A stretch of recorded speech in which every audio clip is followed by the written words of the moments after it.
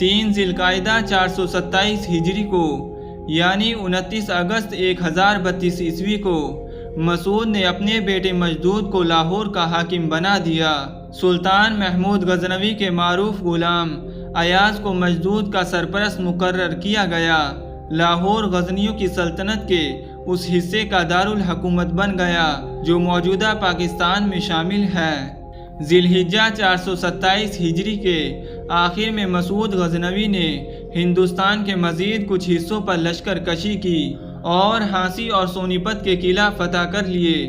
430 ہجری میں مسعود نے بخارا کے حاکم پرتگین سپر علی کو اس کی سرکشی کی سزا دینے کی غرض سے دریائے سیہو عبور کیا اور پیش قدمی شروع کر دی، لیکن مزید کوئی کارروائی کرنے سے قبل یہ اطلاع ملی کہ سلجوقی لشکر بلخ کی جانب سے آ رہا ہے، اس لیے وہ خراسان واپس آ گئے۔ مسعود غزنوی کو اقتدار سنبھالنے کے فوراً بعد سلجوقیوں کی مخالفت کا سامنا کرنا پڑا۔ 421 ہجری میں مسعود تخت نشین ہوئے اور 422 ہجری میں سلجوقیوں نے ہرات پر حملہ کر دیا، تاہم انہیں فرادہ کے میدان میں شکست اٹھا کر بلحان کی پہاڑیوں میں پناہ لینی پڑی۔ کچھ عرصے ان کی سرگرمیاں ماند رہی، لیکن 428 ہجری سے انہوں نے خراسان پر باقاعدہ حملے شروع کر دیے۔ شعبان 426 ہجری میں مسعود غزنوی نے سلجوقیوں کے خلاف اپنے 2 سالار حاجب بختر گدی اور حسین علی کو روانہ کیا۔ اس لشکر نے سلجوقیوں کو شکست دے دی، لیکن آخری لمحات میں سلجوقیوں کے تازہ دم دستے نے لڑائی کا پانسا پلٹ دیا۔ مورخین کا کہنا ہے کہ اگر مسعود سلجوقیوں کی مخالفت کو ختم کرنے پر توجہ دیتے تو یہ ان کے لیے زیادہ مفید ہوتا، لیکن وہ 427 ہجری میں بر صغیر کی مہم میں مصروف رہے۔ ان کی اس مصروفیات سے فائدہ اٹھا کر سلجوقیوں نے مزید طاقت حاصل کر لی۔ 428 ہجری میں انہوں نے بلخ پر قبضہ کر لیا۔ مسعود انہیں جواب دینے کے لیے پہنچے تو وہ مرو کی طرف ہٹ گئے اور صلح کی درخواست کی، لیکن یہ صلح عارضی تھی۔ سلجوقیوں نے اب سرخ، نسا اور باورد کے باشندوں کو اپنے ساتھ ملا لیا۔ سلطان مسعود نے بھی جنگی تیاریاں کر لی۔ سلجوقی اپنے سالار تغرل کی قیادت میں آگے بڑھے۔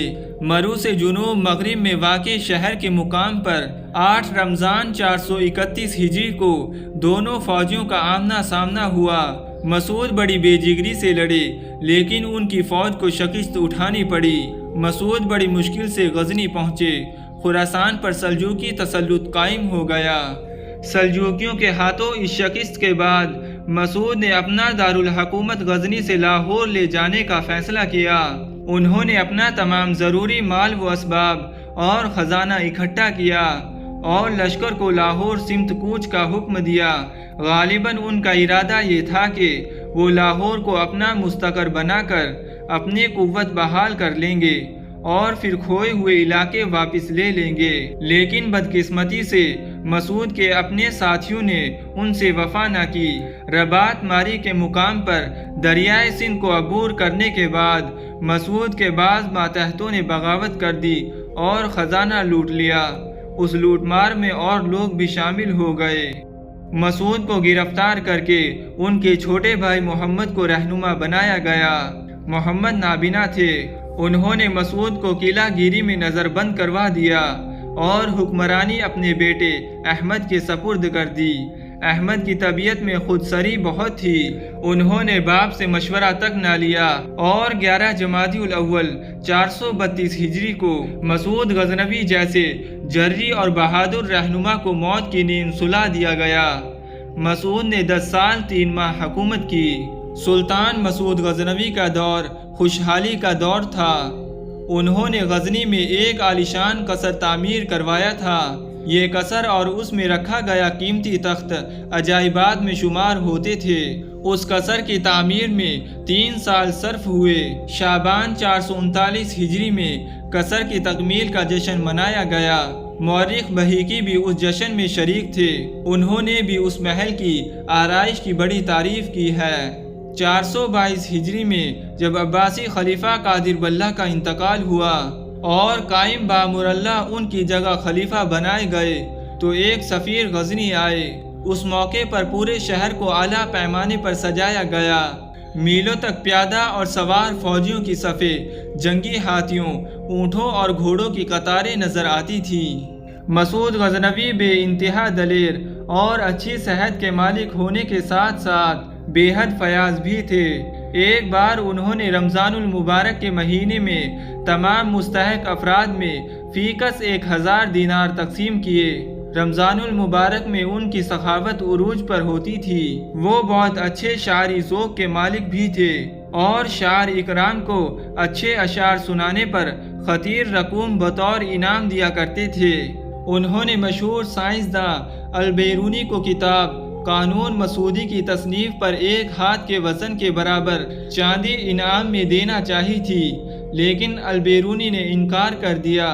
سلطان مسعود غزنوی کا دور علمی ترقی کے لحاظ سے بڑا اہم ہے۔ تاریخ فرشتہ کے مطابق مسعود غزنوی نے اپنی مملکت کے تمام شہروں میں اس قدر مدارس اور مساجد تعمیر کروائے کہ ان کی تعداد بیان کرنے سے زبان عاجز ہے۔ علماء کی سرپرستی کی وجہ سے غزنی میں بڑے بڑے اہل عالم اکٹھے ہو گئے تھے۔ ان میں ابو ریحان محمد بن احمد البیرونی اور ابو الفضل بہیقی شامل ہیں۔ مسعود غزنوی کے دور حکومت ہی میں مشہور صوفی بزرگ حضرت داتا گنج بخش رحمۃ اللہ علیہ لاہور تشریف لائے، جہاں انہوں نے ایک مسجد کی تعمیر میں حصہ لیا۔ کچھ عرصے تک درس دیتے رہے، پھر تصنیف و تالیف میں مشغول ہو گئے۔ آپ رحمۃ اللہ علیہ نے متعدد کتابیں تصنیف کی ہیں۔ آپ کے ہاتھ پر کئی افراد نے اسلام قبول کیا۔ ان میں رائے راجو بھی تھے، جو سلطان مسعود غزنوی کی طرف سے لاہور کے نائب تھے۔ حضرت داتا گنج بخش رحمۃ اللہ علیہ نے رائے راجو کے مسلمان ہو جانے کے بعد انہیں شیخ ہندی کا لقب دیا۔ حضرت داتا گنج بخش رحمۃ اللہ علیہ نے اس خطے میں اسلام کی تبلیغ کے سلسلے میں عظیم خدمات انجام دی ہیں۔ ایسی ہی عظیم المرتب علمی شخصیت کی بدولت مسعود غزنوی کا 10 سالہ دور حکومت تاریخ کا ایک روشن باب کہلائے جانے کا مستحق ہے۔